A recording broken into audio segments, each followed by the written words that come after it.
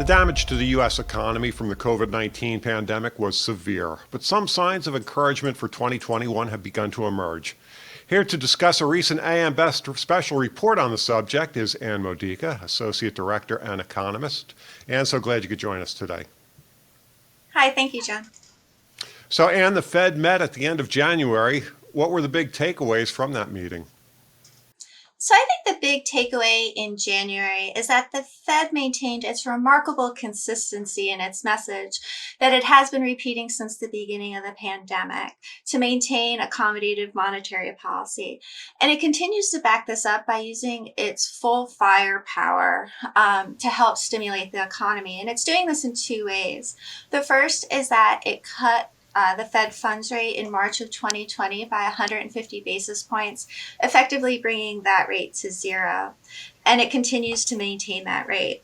Additionally, the second way that it's been doing this is it has been purchasing assets in a variety of different markets to help ensure smooth market function. So in the most recent January meeting, it was more of the same messaging. Fed Chairman Jerome Powell reiterated the Fed's commitment, noting that monetary policy is playing a key role in supporting the economic recovery and that the Fed will continue to provide that support. He also noted that accommodative monetary policy will continue until the economy and the labor markets continue to strengthen. And, and if we do look at the labor markets now, they have improved, but they're still a long way from their pre-pandemic levels. And just to further kind of, drive it home, in the most recent projections, the members of the FOMC, the group that determines what the Fed policy rate is, sees that rate staying at that level until 2023. So the housing market certainly came roaring back last year after the initial disruption. What does the next 12 months look like? So the housing market was really the bright spot for the economy in 2020, and I expect the housing market to continue that strength going into 2021.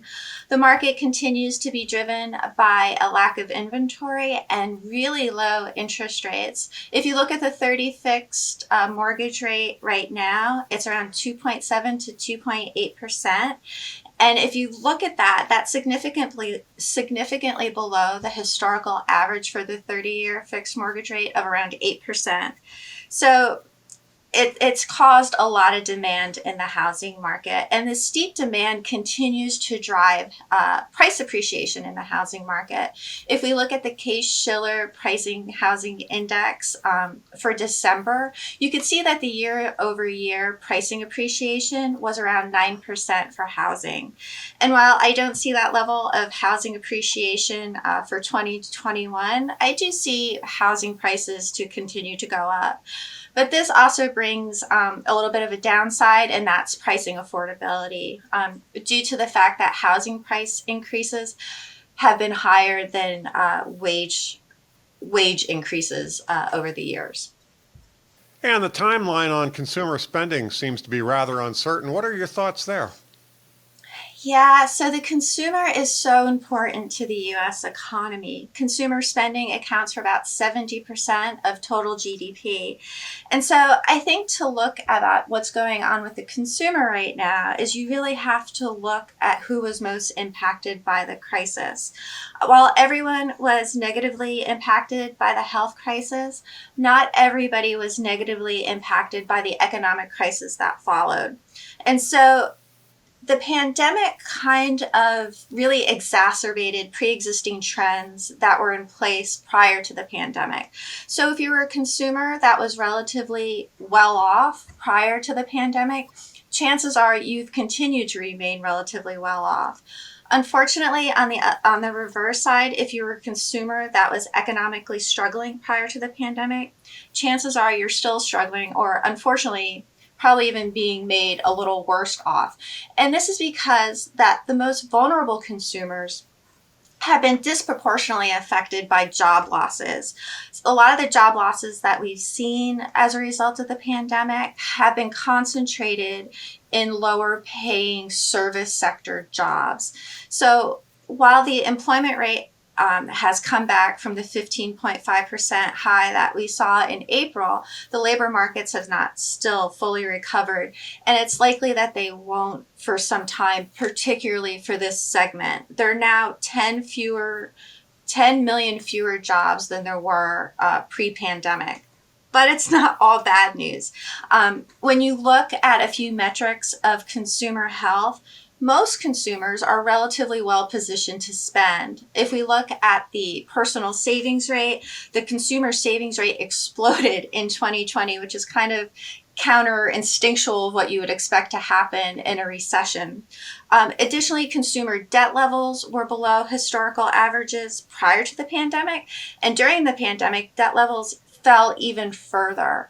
And this, I think, has a lot to do with some of the government transfers to households that we've seen, as well as the lack of spending opportunities that have really helped boost consumer balance sheets.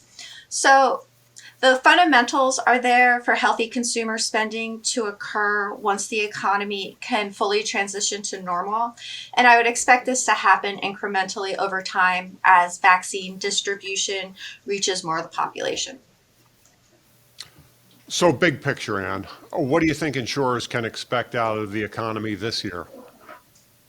So, the vaccine news that was received at the end of 2020 has made me cautiously optimistic this year, and that the US will see above trend GDP growth for 2021.